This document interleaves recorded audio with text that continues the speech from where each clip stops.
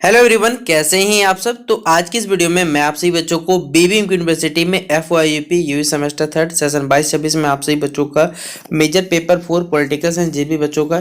तो दो मैं आपको यहाँ पर इंपॉर्टेंट क्वेश्चन बताऊंगा। ये सब के सब देखिए लॉन्ग आंसर टाइप जो आपके बड़े बड़े क्वेश्चन आते हैं, ये सब के सब मैं आपको यहाँ पर कवर करने की कोशिश करूंगा। तो वीडियो ध्यान से देखिएगा। आपको आपके जो भी पेपर देखिए, major paper, minor paper, MDC, CKC, सारा का सारा कंटेंट आपको हमारे चैनल पे मिल जाएगा। तो प्लेलिस्ट बना हुआ, जाके देखिए और अपने अपने एग्जाम की तैयारी करिए। देखिए पहला ही सवाल अगर आपसे पेपर में पूछा जाएगा कि देखिए, एक सवाल को पूछने का देखिए बहुत तरह से ढंग हो सकता है। जैसे पहला ही हमने सवाल लिखा हुआ है कि राजतंत्र के संबंध में प्राचीन भारतीय विचारकों के मतों की व्याख्या कीजिए और राजा की तानाशाही पर लगाए गए जो प्रतिबंध है उनका उल्लेख करना आपको। और इसी सवाल को देखिए, अगर जो भी बच्चे इंग्लिश में लिखना चाहते लिख सकते हैं कि discuss the various concept of kingship in ancient India and outline the check on the tyranny of Hindu king. ठीक है। और दूसरे इसी सवाल को देखिए क्या पूछा जा सकता है कि मनुस्मृति में राज्य के अधिकार पर प्रस्तापित प्रमुख प्रतिबंधों की आपको विवेचना करना, यानी describe the main limitation imposed on the authority of the king in Manusmriti. फिर अगला आपके पास इसी सवाल को पूछा जा सकता है कि प्राचीन भारत में राजा की शक्ति जो थी वह असीमित थी, इसे व्याख्या करी, यानी kingship in ancient India was limitless independent. फिर इसको सवाल को पूछ लेगा कि क्या ये कहना सही रहेगा कि प्राचीन भारत में राजा एक संवैधानिक राजा हुआ करता था, उस पर क्या नियंत्रण थे, उसकी आपको व्याख्या करनी है आप पे। It is correct to say that king in ancient India was the constitution monarchy, what where the checks and brakes on him. तो ये आपको देखिए एक ही सवाल है लेकिन कितने तरीके से पूछा गया, ये भी आपको पेपर के हिसाब सोचना पड़ेगा। देखिए पहला ही क्या है, प्राचीन भारत में हमारे जो राजतंत्र में यानी राजा की स्थिति किस प्रकार थी, उसके यहाँ पर कुछ चर्चा किए गए कि पोजीशन ऑफ मोनार्ची, यानी जो राजा के कह सकते हैं पोजीशन था यानी किंग राजतंत्र में, वो आपको बताना है। तो प्राचीन भारत में जनता की स्वतंत्रता की स्थिति क्या थी और राजा पर कौन कौन से नियंत्रण एवं प्रतिबंध थे, इस विषय में प्राचीन भारतीय विचारकों द्वारा विशद विचार व्यक्त किए गए। यहाँ पर प्रश्न उठता है कि वे कौन सी शक्तियाँ थी जो कि राजा के ऊपर लगती थी। प्रारंभिक काल में देवत्व की भावना अत्यधिक विकसित नहीं हो पाई थी और आदि पुरुष मनु ने राजा को नर रूपधारी देवता कहकर उसका यहाँ पर वर्णन किया है। राजा के विषय में पुराणों में इस प्रकार का वर्णन आता है कि उसके शरीर में अनेक देवता निवास करते थे। वह अग्नि के समान तेज वाला है क्योंकि वह दुष्टों को भस्म कर डालता है। वह चूंकि सब योग कह सकते व्यक्तियों को पुरस्कृत करता है, अतः कुछ कुबेर के भी यहाँ समान है। राजा को देवता का स्थान पूरी तौर से प्रदान किया जाता है। महाभारत में इस प्रकार का उल्लेख आता है कि किसी भी व्यक्ति को राजा को हानि पहुंचाने का विचार नहीं करना चाहिए, अन्यथा उसका जो अहित है वो होना यहाँ पर सर्वथा निश्चित है। तो पहला पॉइंट ये आपका। फिर अगला है देखिए यहाँ पर पॉइंट में कि राजा की शक्ति पर प्रतिबंध के जो स्रोत मिले उसे बताया गया कि sources of the control over the power of the king. पहला देखिए यहाँ पर हमारे पास है सभा और समिति, पहला पॉइंट। ठीक है, एक एक चीज को लिखिए पेपर, तो पॉइंट लिखिएगा। महाभारत के अनुसार राजा को अपना जीवन जो है वो प्रजाहित में व्यतीत कर देना चाहिए। राजा वास्तव में प्रजा का क्या होता है, दास होता है। वास्तव में वह विचारधारा राजा को स्वेच्छाचारी बनने से क्या कर रोकती है। राजा की शक्तियों पर अंकुश रखने के लिए वैदिक काल से ही कह सकते समिति एवं सभा नामक संस्थाएं यहाँ पर नियुक्त की जाती थी। इस विषय में जायसवाल साहब का कथन है कि समिति जो है एक सुदृढ़ संस्था थी जो कि वैदिक काल में राजा के सम्मुख सभी व्यक्तियों को यहाँ पर प्रतिनिधित्व करती थी। राजा कोई अगर अनैतिक कार्य करता तो समिति को यह अधिकार था कि वह राजा को जो भी उनके पद युग से कह सकते हैं वो दूसरे राजा को यहाँ पर निर्वाचन कर सकता था। इस प्रकार की जो संस्थाएं थी वो उत्तरोत्तर शक्तिहीन होती गई और राजा का कर्तव्य क्षेत्र विस्तृत होता गया। इस विषय में आलोकर महोदय ने लिखा है कि 500 ईसा पूर्व के सन में आने तक यह जो संस्था था वो लुप्त हो गई थी। कहते हैं इसके पश्चात क्या हुआ था, इस प्रकार की संस्था जो थी उसकी स्थापना यहाँ पर नहीं हो पाई थी। फिर अगला है देखिए राजा का मंत्री परिषद, यानी राजा की निरंकुशता मंत्रिमंडल के द्वारा में भी शासन लाई जाती थी। यद्यपि होना चाहिए था।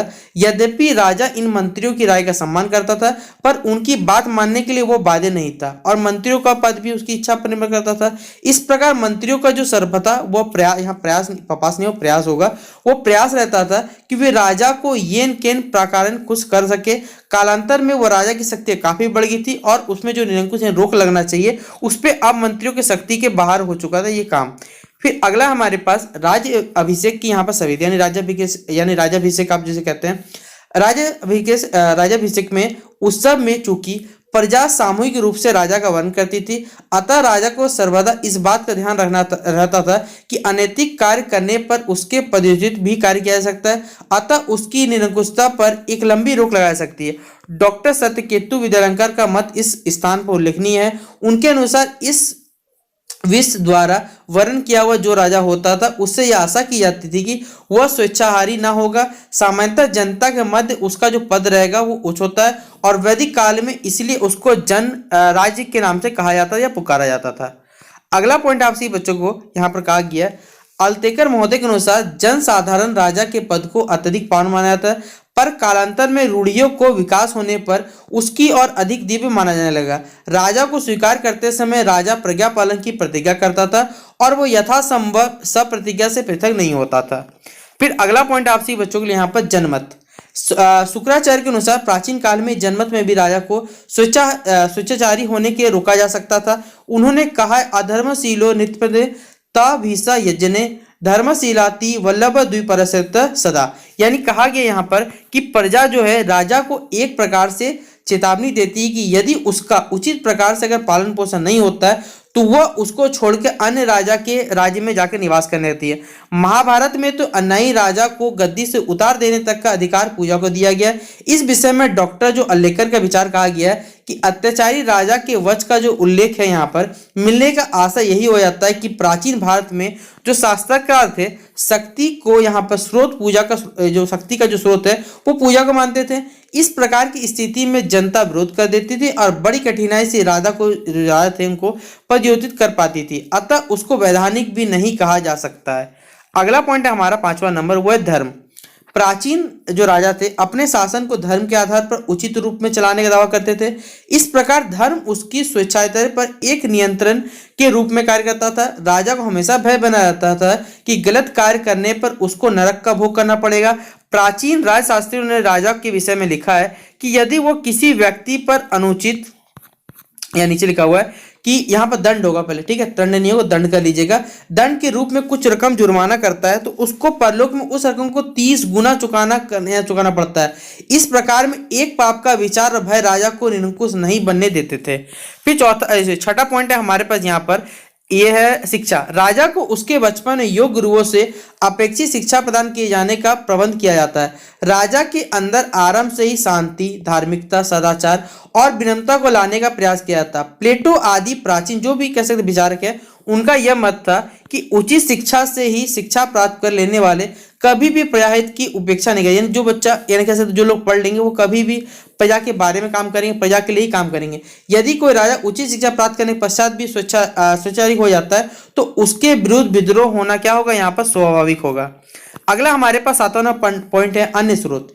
प्राचीन भारत में राजा के अधिकारियों को अनेक प्रकार से सीमित कर दिया जाता था। ग्राम, नगर और प्रदेश के अंतर्गत सभी सभा समितियों को निर्वाचन करके उसके अधिकारियों को संकुचित कर दिया जाता था। वे संस्थाएं प्रधानतः जो प्रजा की बात कहती थी। डॉक्टर लेकर ने इनके विषय में कहा है कि जनता इन संस्थाओं में सर्वेसर्वा रहती थी। राजा के द्वारा कर लगाए जाने पर भी ग्राम सभा की मर्जी के अनुसार उन करों को यहाँ पर वसूला किया जाता था।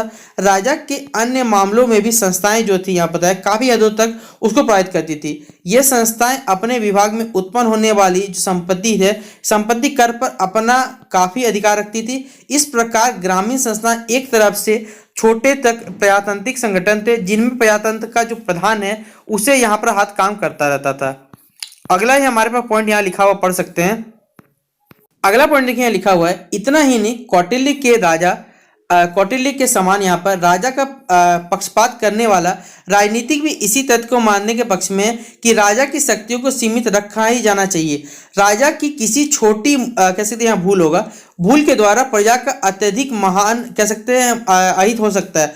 अतः उसे अपने मंत्रियों की सलाह लेकर सदैव क्या करना चाहिए, यथासंभव उचित ही कार्य करना चाहिए। कौटिल्य ने मंत्री परिषद और जो कह सकते हैं यहाँ पर आपसे बच्चों को और जमनत आदि संस्थाओं का उल्लेख किया है और उनके अनुसार इनका अनुकरण करना राजा का क्या कर्तव्य है। राजा को अपने गुरु का आज्ञाकारी होने पर कौटिल्य ने काफी और यहाँ पर जोर डाला है।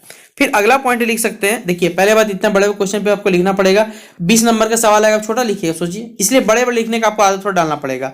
राजा को जन साधन के मत का भी काफी भय बना रहता था। लोकमत उसकी कह सकते हैं यहाँ पर कोटि होगा, उसकी कोटि पर काफी असर डालता था। सन्यासी एवं ब्राह्मण उसको नियंत्रित करने का प्रयास करते थे। ब्राह्मणों का करीब करीब हर गांव में निवास था। वे सभी प्रकार के लोगों से प्रत्येक दिन मिलते थे। उनके द्वारा लोकमत को राजा के अनुकूल काफी सीमा तक बनाया जा सकता था। कौटिल्य कहते हैं कि राजा को काफी विचार करने के पश्चात अपनी शक्ति का उपयोग करना चाहिए, क्योंकि अनुचित रूप में इसका प्रयोग किया गया है। और सामान्य जनता की बात तो क्या है, वानप्रस्थ और संन्यास आश्रम के व्यक्ति को भी उसने कुपित हो जाते हैं, ये बताया गया है। फिर लास्ट पॉइंट हमारे पास, यदि पुनः राजा के ऊपर नियंत्रित करने वाली शक्तियों पर अगर विचार करते हैं तो हमें ज्ञात होगा कि वास्तव में राजा पूरी ओर से सबके प्रभाव में था। समिति यहाँ पर कालांतर में ना रही और मंत्री राजा को खुश करने के लिए सदा उसके अनुकूल चलने लगे। पाप का भय राजा सताने लगा।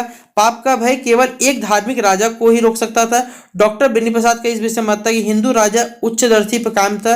राजा का निर्बल होना कभी कभी उसके अयोग वंश के कारण कह सकते हैं यहाँ पर बताया जा रहा है। वैदिक काल में राजा निर्वाचित होता था, फिर तत्पश्चात क्या हुआ, राजा का जो पद हो गया वो पैतृक हो गया। जैसे जैसे सभा एवं समिति जो है वो प्रवाहीन एवं लुप्त होती गई, राजा का शक्ति क्या विस्तारित होते विस्तृत होते गया और उसकी जो शक्ति है वो असीमित होने लगी। परंतु राजा कभी ना तो संवैधानिक अध्यक्ष रहा और ना ही कभी निरंकुश अत्याचारी अध्यक्ष बन सका। ठीक है, तो ये इसका क्वेश्चन का आंसर हो गया आप सभी बच्चों का। देखिए थोड़ा बड़ा होगा, मैं समझ रहा हूँ आप सभी बच्चों को, लेकिन थोड़ा आपको एडजस्ट करना पड़ेगा, क्योंकि आपके पेपर में सवाल अगर 20 नंबर का आएगा तो आप छोटा नहीं लिख सकते, ये बात आपको समझना पड़ेगा।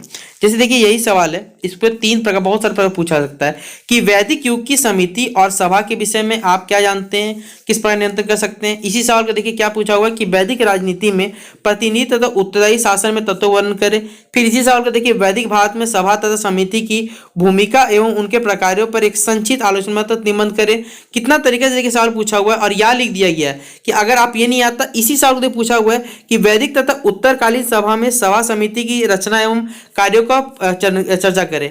फिर देखिए इसी सवाल कितना एक कैटेगरी 2 3 4 नीचे देखिए इतने कैटेगरी से देखिए मतलब इतने टाइप से बेसिकली आपके पास पेपर में अगर आपको सवाल पूछा तो फंस जाइएगा। इसलिए हर टाइप का क्वेश्चन याद रखना है कि क्या क्या सवाल इससे बन सकता है, तो आप सारा का सारा खुद भी सॉल्व कर लीजिएगा। क्या है देखिए पहला हमारे पास वैदिक कालीन समिति और सभा, यानी कि समिति एंड सभा वैदिक एज में को बताना है। प्राचीन जो हमारा हिंदू राज्य शास्त्र एवं राज दर्शन में भी राजा तथा राजपद का महत्वपूर्ण स्थान रहा। ऋग्वेद हो गया, अथर्ववेद हो गया आदि में राजा को निरंकुश तथा स्वेच्छा बनाने से रोकने हेतु उस पर नियंत्रण भी लगा रखे थे। वैदिक कालीन में राजा को धृतवित एवं नैतिक व्यवस्था का संरक्षण माना गया, अतः उस पर नियंत्रण करने वाले जो प्रमुख थे उनमें तत्व धर्म था। इसके साथ ही अन्य जो मुख्य नियंत्रण करने वाली संस्थाओं में से सभा एवं समिति नामक 2 संस्थाओं का नाम विशेष रूप से उल्लेखनीय है। ऋग्वेद में हम अगर 4 संस्थाओं का यहाँ पर उल्लेख पाते हैं, वे 4 संस्थाएं सभा, समिति, संगीति तथा वैदत्य है, परंतु उनके अर्थ हो गए, संगठन हो गए, कर्तव्य एवं अधिकारियों के विषय में स्पष्ट रूप से कुछ भी यहाँ पर कहा नहीं जा सकता। संभवतः जो समिति या संगीति के कह सकते हैं दूसरे का पर्यायवाची संस्था यही रही होगी। ऐसा हो सकता है कि परंतु इस संबंध में जो हमें निश्चित प्रमाण का यहाँ अभाव मिला है। इसी विद्वान के मतानुसार कहा गया है कि वेदत्त का अभिप्राय यज्ञ से लिया गया है कि अगर आपके पास इस संस्था का जो संबंध है वो वैदिक कालीन व्यक्तियों के धार्मिक जीवन से रहा हो। फिर अगला पॉइंट में कहा गया है, इस प्रकार यह स्पष्ट हो जाता है कि प्राचीन काल में जो विशेष रूप से वैद्युगीन संस्कृति ने राष्ट्रीय जीवन तथा राष्ट्रीय कार्यों के लिए निर्मित जनप्रिय सभाएं, यहाँ पर सभाएं होगा, ठीक है, अथवा संस्थाएं अवश्य थी। वे राष्ट्रीय जहां एक तरफ जनसाधारण का प्रतिनिधित्व कर रहे थे, उन्हीं शासन के प्रति लोगों को जागरूक बनाती थी। वहीं पर दूसरी तरफ कह सकते हैं यहाँ बताया गया है कि राजा के ऊपर भी नियंत्रण रखते थे। इस प्रकार उस काल में राजा निरंकुश ना हो पाता था, ना ही असंवैधानिक कार्य करता था और कहते प्रज्ञा पालक या फिर आज्ञा पालक हुआ करता था। समिति एवं सभा वास्तव में ऐसी संस्थाएं थी जहां पर वैदिक काल में भारत के प्रतिनिधि तथा उत्तरदायी शासनकाल की यहाँ प्रतीक थी। फिर अब देखिए अगला पॉइंट लिखा हुआ यहाँ पर सभा एवं समिति होगा। यहाँ बहुत सारे देखिए पॉइंट गलती लिखा गया, तो आप सही कर लीजिएगा। सभा एवं समिति के गठन, अधिकारों एवं कर्तव्यों के विषय में यहाँ पर कहा गया है। विद्वानों में भी क्या था, मत एक नहीं था। मैकडोनल्ड एवं कीब के मतानुसार सभा एक ऐसी संस्था थी तथा समिति सभा का मिलने का स्थान था, परंतु यह दृष्टिकोण अन्य विद्वानों द्वारा स्वीकार नहीं किया गया। लुडविग का कथन है कि सभा एक अधिकार तथा एक अभूतपूर्व संस्था थी।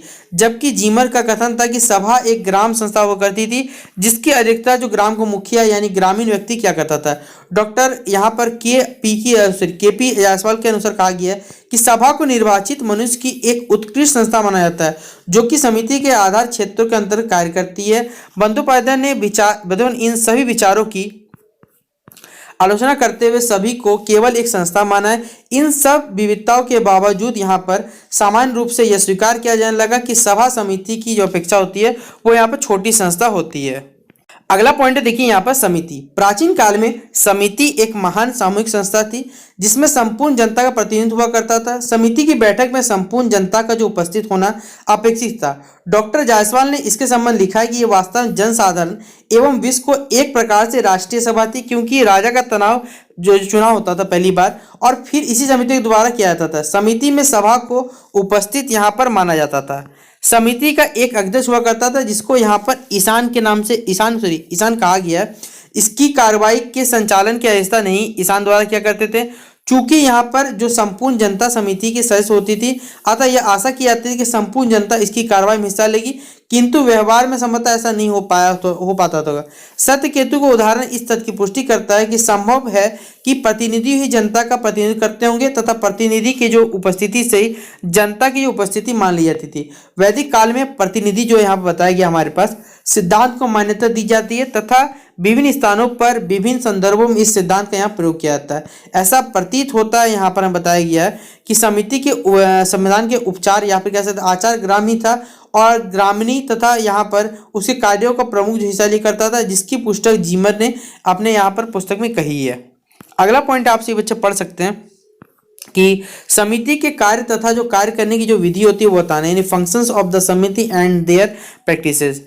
समिति के यहाँ पर कार्यों की जो सूचना है वो किस प्रकार से दी गई है कि विभिन्न संदर्भों से प्राप्त होती है। वैसे सामान्यतः व्यक्तियों के राष्ट्रीय जीवन के संबंध में रखने वाली सभी कार्य उस समय उस संस्था को करने पर इन संस्था का जो कैसे सर्वाधिक महत्व कार्य राजा को निर्वाचन करना, पदयोजित करना एवं पुनर्निर्वाचन करना था। इस प्रकार संवैधानिक दृष्टि से यह एक प्रभुसत्ता उत्पन्न करती थी। ऋग्वेद तथा अर्थवेद में इसकी एक प्रार्थना यह स्पष्ट करती है कि राजा संबंधी मामलों पर इस समिति ने क्या किया है, विचार विमर्श किया जाता है। ऋग्वेद में ऐसी कामना की गई कि राजा एवं समिति जो एकमत है। यह भी इस तथ्य को स्पष्ट करता है कि राजा जो है संबंधी विषयों पर समिति का विचार करना आवश्यक है। फिर अगला पॉइंट आप लिख सकते हैं, यहाँ पर बताया गया है कि समितियों की बैठक में प्रत्येक सदस्य को अपने विचारों को तार्किक ढंग से अभिव्यक्त करने का पूर्ण स्वतंत्रता दी गई है। अथर्ववेद में ऐसा उल्लेखनीय यहाँ पर बताया गया कि वक्ता ऐसा प्रयास करते हैं और अपने भाषण द्वारा अपने विपक्षी को कह सकते हैं दलित कर देते हैं। समिति उनकी जय जयकार हो, हे ईश्वर तू उन व्यक्तियों को विवाद में पछाड़ दे जो हमारे शत्रु है। यहाँ पर बताया गया कि ओ इंद्र अपनी शक्ति से अब हम आपको क्या प्रोत्साहित करेंगे, मुझको विवाद में सर्वोच्च बनाओ। समिति का वर्णन हमें ऋग्वेद के बारे में भी मिलता है। इससे यह स्पष्ट होता है कि समिति विकसित वैदिक काल की संस्था थी। डॉक्टर जायसवाल का मत यहाँ पर है कि मत यहाँ बताया गया है कि समिति जो है प्रारंभिक काल की संस्था नहीं थी, उसका जो भाव था एक विकसित समाज के अंतर्गत जो मालूम होता था। इसके अंदर वाद विवाद के स्वतंत्रता तथा उच्च कोटि के जो कह सकते भाषण शक्ति यहाँ पर शक्ति सभ्यता का सूचक था। अगला पॉइंट देखिए हमारा राजा और समिति का अध्यक्ष यानी कि relation between king and the समिति। समिति चूंकि राजा का निर्वाचन करने तथा उसे पदयोजित करने का अधिकार रखती थी, अतः समय समय पर राजा को अपने कार्यों की स्वीकृति तथा कार्य में सत्यता को प्रकट करने, यहाँ प्रकट लिखा गया, प्रकट करने के लिए समिति के इच्छा अनुसार उसके सामने उपस्थित होना पड़ता था। ऋग्वेद में एक श्लोक में बताया गया कि समिति की बैठक में भाग लेना राजा कर्तव्य है, यदि वो ऐसा नहीं करेगा तो वह सच्चा सम्राट नहीं बन पाएगा। फिर उसकी संवैधानिक महत्व भी है, अगर वो शासन कार्य में भाग नहीं लेगा तो समिति उसके अविश्वास कर उसे पदच्युत कर देगी।